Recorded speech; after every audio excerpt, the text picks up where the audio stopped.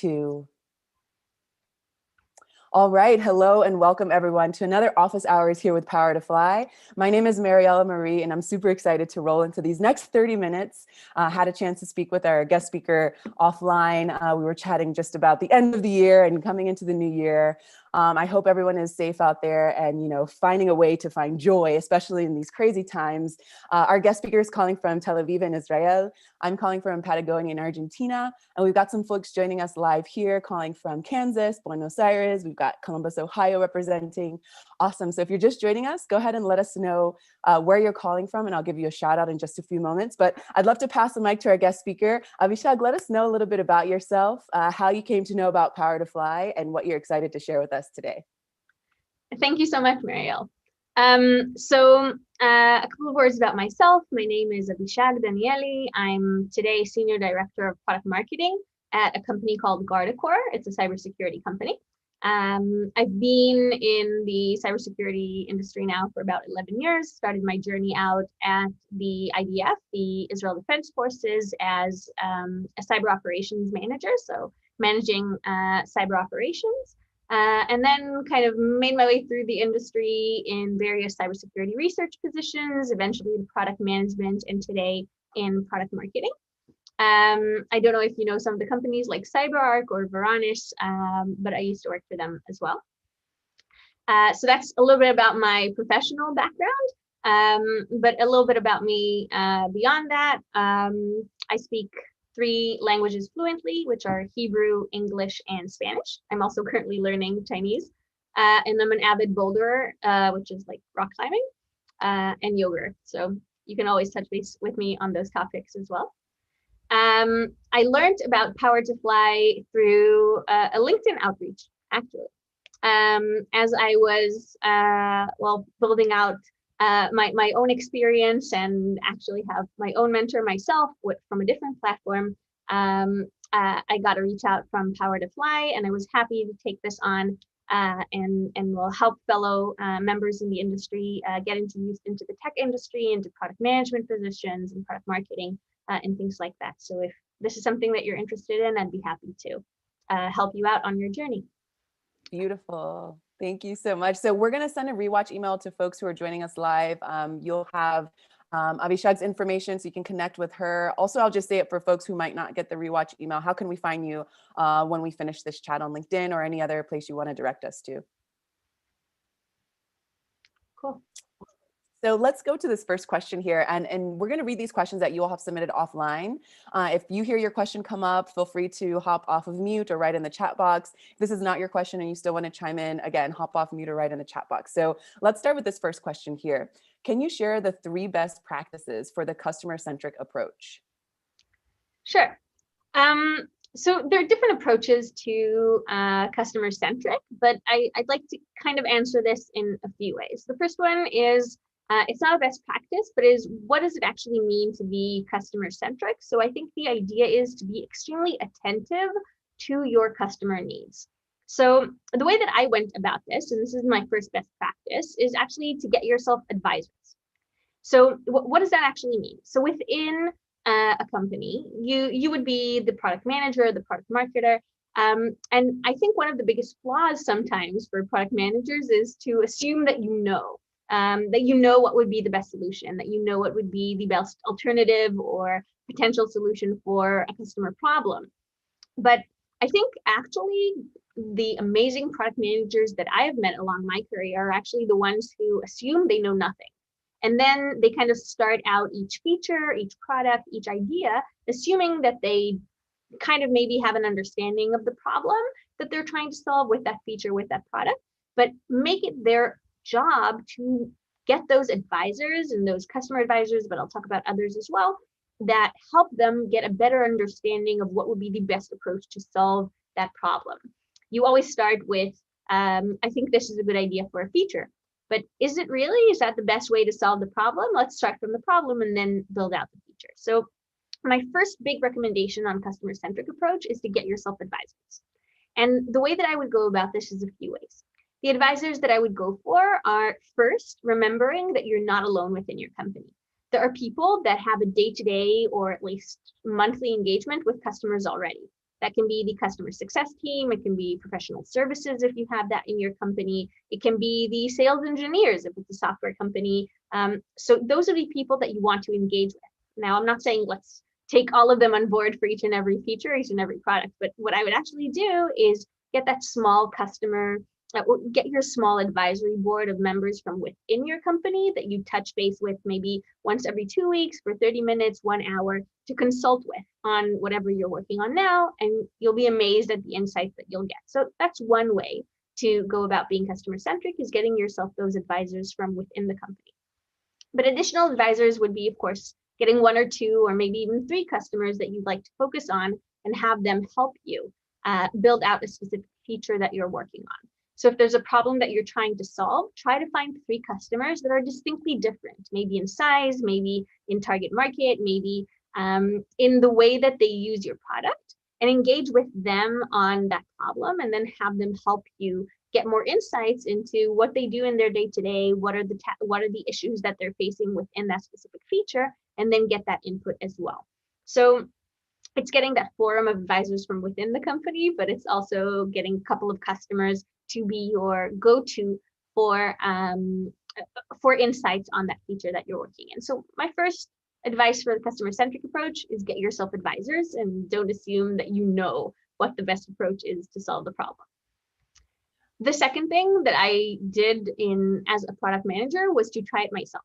So each time there was a problem that I was trying to solve, a feature that I was thinking of, something that we wanted to make better, something that we wanted to innovate in the product, what I would usually do is try to use my product myself. Usually the products that I come from are software based. So what I would actually do is try the product out myself. Try to solve that problem today with the existing product. And my product was a security product. So trying to solve that security issue with the product myself, trying it out, using the product to do it, and seeing what are the issues that I face when trying to do this. As a user that's not an expert in using the product day to day, I'm the product manager, but it doesn't mean that I wake up every morning and that's the product that I see, right? I'm thinking about the future of it. So try it out yourself is another great approach to get into that mindset of a customer. And another, this is my own approach. Another thing is to do research. And a customer-centric approach is usually about like engaging with the customers, it's trying it out yourself, but I would also strongly recommend to do your research, which actually means to look into how your competitors solve that specific problem. If they solve it, maybe they don't, and then you have an innovation opportunity here. It's talking to industry analysts maybe, who have a broader perspective of potential customers as well that can give you the relevant insights. So doing your research is also like doing homework. You have to go home, you have to read about the problem if it's a well-known problem in the world. You have to search for other products who do this and how they solve this issue, and get a better understanding of the different approaches that other products have taken to solving this problem, and then adapting your own product to that. So the 3 different ways that I would go about a customer-centric approach is getting those advisors, customers, or those within your specific company, trying it out yourself, and doing research. I would also read customer reviews, by the way, of other products. That's a good way to get understanding if it works, doesn't work. Maybe their reviews for specific features, commentaries on videos maybe that competitors make. So this can be a good insight into what customers are thinking of other solutions to that problem. Wow, thank you for that thorough response. I would like to add just a follow-up question there, just because at Power to Fly, we love to speak about diversity, equity, and inclusion. So can you add to your beautiful response, keeping in mind that maybe some folks might be, taking on the challenge of how to make their product more inclusive? I'm assuming you can still use these points like research, use it for yourself, and then maybe speak to different diverse candidates.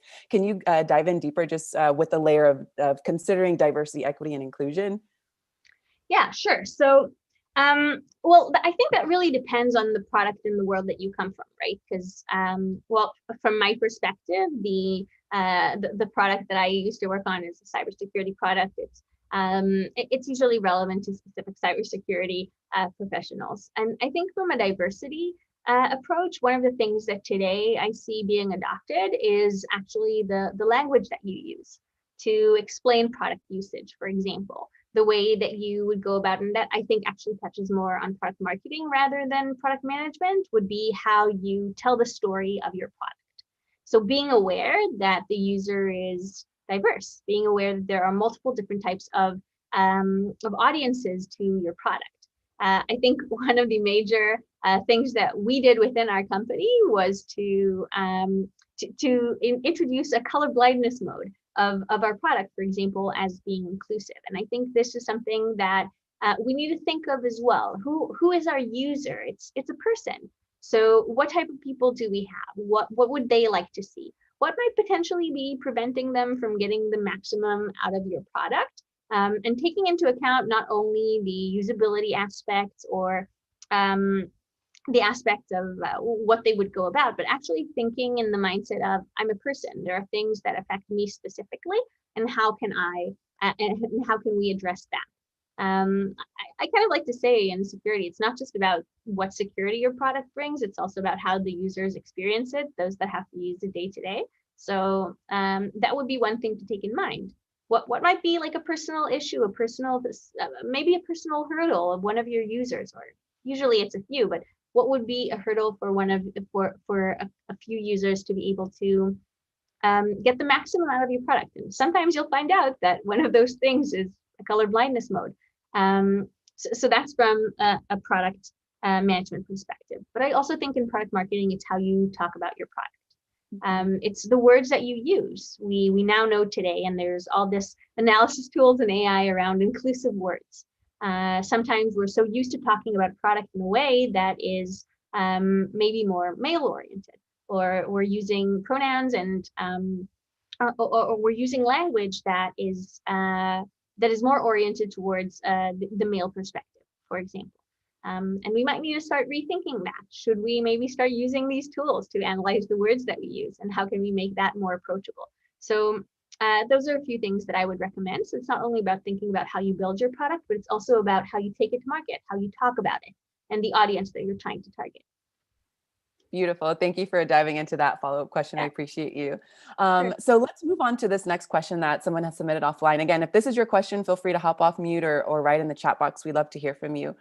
How can we get to know our customers and their needs? Do you have any advice on this? Okay. So I think there are a few ways to go about this. I would get that advisory form. If we go back to my previous answer around like building yourself that small community, probably 4 people within the company that you know are like your customer experts, they're from customer success, they're from the sales team, they're from the solution center team or professional services team, or there might be there might be specific people within your company that continuously engage with different types of customers, and you want to keep those you want to keep that advisory forum close, because they will be able to raise those needs as it regards to your product. So that would be the first thing that I would recommend, is really creating that small advisory forum, people that you can rely on to give you insights. But I think one of the things that you have to remember within that advisory forum as well is many times those people have maybe a little bit of a bias, right? If we're thinking about customer success, maybe their major thing is, of course, keeping customers happy, but also maybe upselling, if that's one of their goals. Do they need to sell more? From a professional services perspective, they get billed by the hour of work that they do. So maybe you're not completely aligned on the usability perspective of your product, because you're really trying to make it easier for customers to do something, while today professional services team is making money off the fact that it's not that easy to do. So it's also it's important to remember to keep that advisory forum close, but to remember that they might have their own interest there. So you have to kind of be aware of that as well and take that into consideration. So advisory form, but just remember a couple of things about that. Again, choosing that small customer scope that you'd like to engage with on specific needs. A lot of times what you would actually do is create the opportunity for customers to share what they need. So there are a few ways to go about this. You can open it up to all customers to be able to open their own feature requests, for example. Create this platform for them to, and there are a lot of different platforms out there to use, where customers can actually submit requests to you. It can be either via the product or via a third-party product, but to actively engage with you. It's about creating these, for example, one thing that we've done is we've created quarterly business reviews with customers. So each quarter you sit down with a customer, maybe a strategic customer, and you go over what have they achieved with your product. Are they happy with it? Now I'm coming from a software world, so I don't know if this is relevant to all the audience, but that's my personal experience. So quarterly business review can be a good way to go about it. You'd actually meet with them, you'd meet with customers every quarter to get understanding of how they use the product today. What are their needs? Where are they going? Understanding their strategy, their future strategy, and then how your product can adapt to that. So that can be a good forum as well to get into a cadence. It doesn't have to be quarterly, but a cadence of customer conversations. You might not have to do them directly. You might just be a listener in if customer success are doing that. So that's a couple of things I would do. I myself do try to follow up with customers after conversations. So if a customer has requested something, I might reach out over email to them about a specific feature request and ask them for more information. And that also creates an open channel of communication with customers. If you show that you are interested in their opinion, they will be much more forthcoming and willing to share.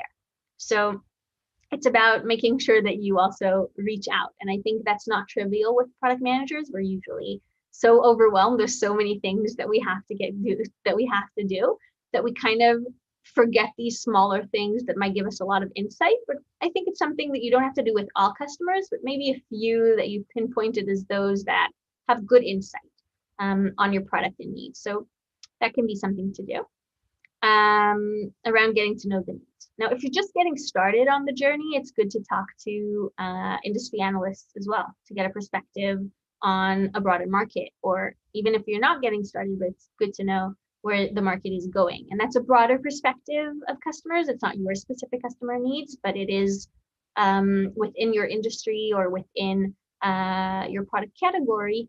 It helps you get a better understanding of what customers are looking at. Beautiful. Thank you for that thorough response as well. I do want to ask, because I know that we live in a world where everyone is multitasking and, has an endless to-do list. And you did speak about, doing that, taking that extra step to reach out to the customer to follow up, just, to make sure that you are, holding yourself accountable, doing the best job that you can. How can folks not experience burnout and, with getting overwhelmed with, taking that extra, notion to make sure that they're, doing their job to the best that they can do? Do you have any tips or tricks to, hold off on burnout, or just how to find balance with doing this job that calls for so much? I think that's an amazing question, because I actually just came off of such a conversation with someone from my company who used to be my boss in product management. He's our VP product, and I just had that conversation with him because he was like, "When was the last time that you took a vacation?" That literally happened like maybe 40 minutes ago. So thank you for asking. I should probably be asking myself the same question.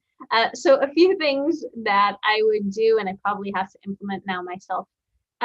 Make sure to take vacations. That's super important to get perspective on what you're doing, on how valuable you feel you are you focusing on the right things. Taking a step back is super important.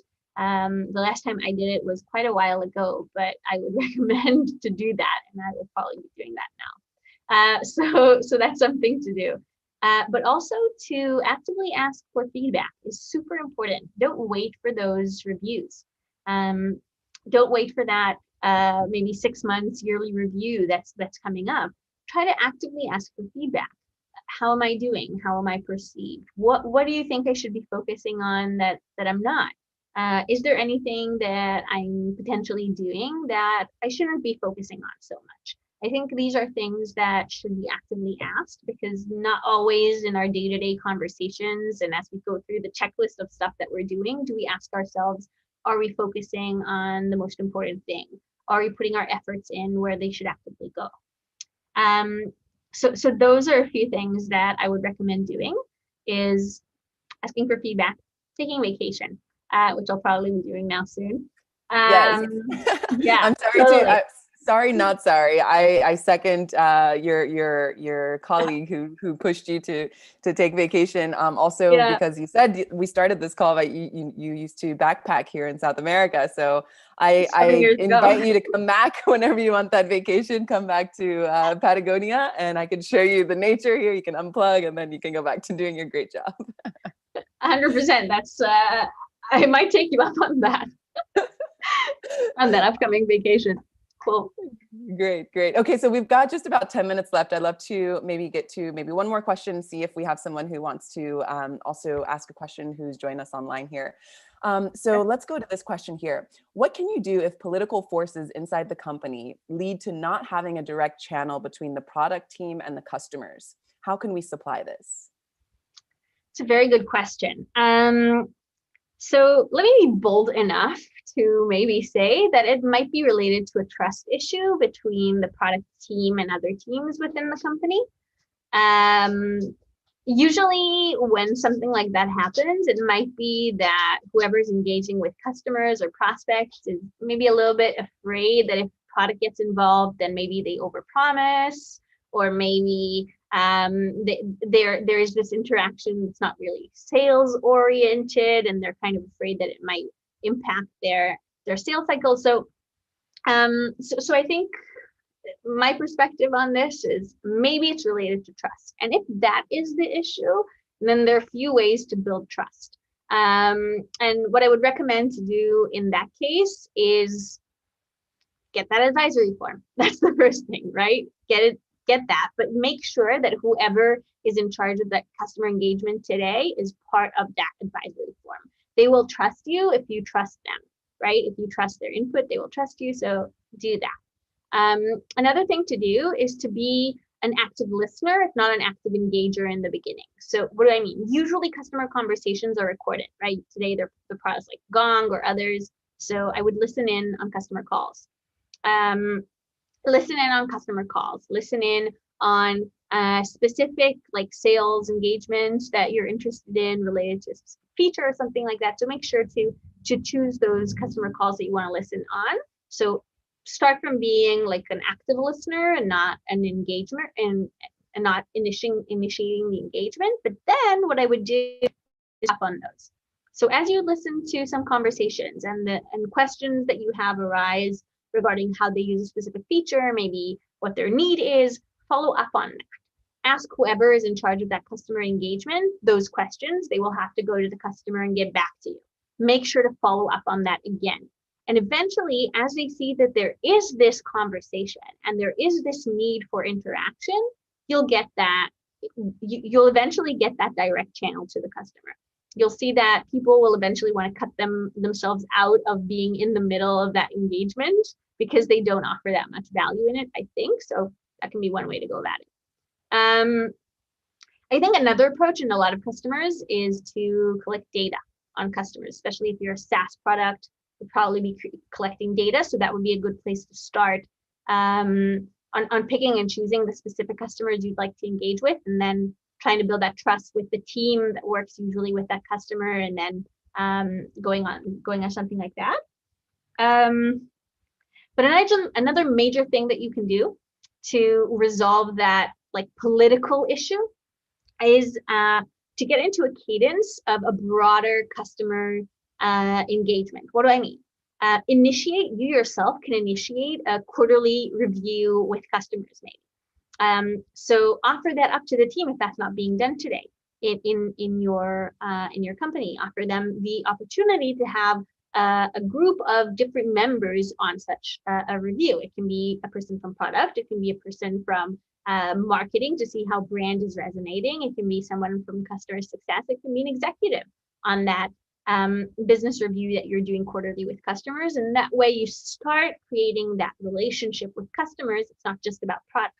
So you start really creating that relationship to eventually be able to build out from there. So there are a few ways, and basically my major advice is create trust and then with the teams that engage with customers, and make sure to start planting those seeds to eventually get to that direct communication with customers. The different ways to plant those seeds, I can probably go on about this for a while. but these would be a few of my tips, I think. I love it. I love that essentially you're saying practice emotional intelligence by being an active listener, by taking initiative to, Exactly. share more voices. And I love speaking about emotional intelligence. We have about 4 more minutes left, so we can't dive into it Yeah, together. I would love to on another chat though, but I do have a private message here that I'd love for you to approach in the 4 minutes that we have left. sure. And if you aren't able to get to all of it, I encourage this person to reach out to you on LinkedIn to follow up there. So this question is, how do you address resistance to feedback requests and follow-up questions on feedback you've received? I'm getting frustrated trying to create a good product before it goes live instead of after. Oh, wow. That's a very good question. And I think, well, that's a different approach, I think, to product. I think one of the major things that people today do in product, or I don't know if you've read The Lean Startup, but I'd recommend it to whoever asked the question. What I do is usually today, it's very hard to go to market with a good product in the beginning, right? What you kind of have to think about is there's a problem, I want to solve it. And try to provide today, usually, at least in software, the approach is very much like the minimal viable product.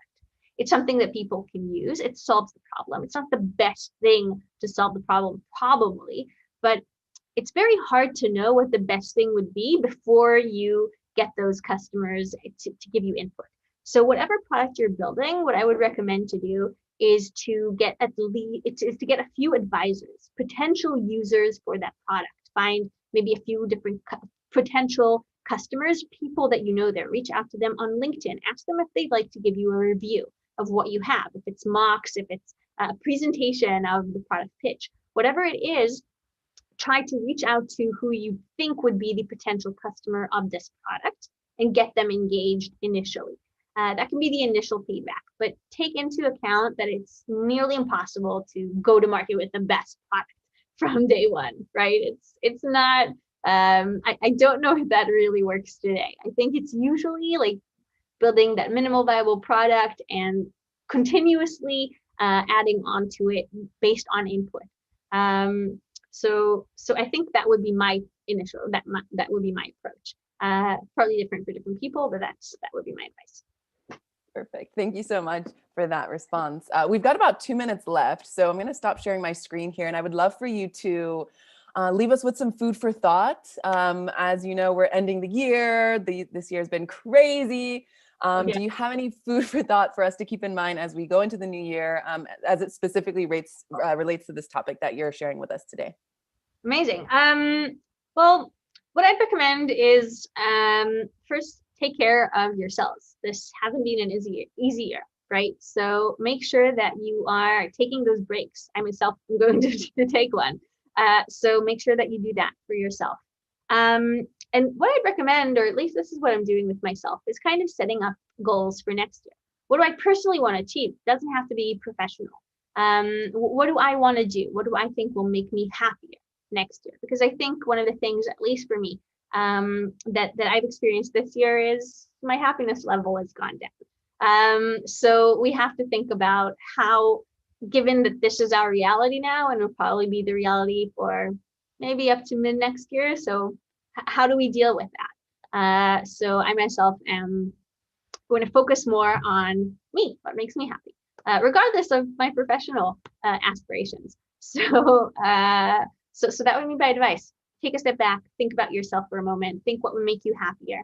I think happy people make for happy professionals as well, and strong professionals. So that's my advice. Absolutely. Well said. Well said. We often say that you can't talk about the professional without talking about the personal. So I love this advice to take a step back, think of yourself, and then know that that is going to have a trickle effect. So take care, everyone. If we don't see you on another Chat and Learn before the end of the year, I hope everyone is able to celebrate and find some joy, as you were saying, Avishag, find the joy and the happiness again, especially after a crazy year. So good luck, everyone, and we'll see you on the next chat. Thank you so much for sharing time with us today.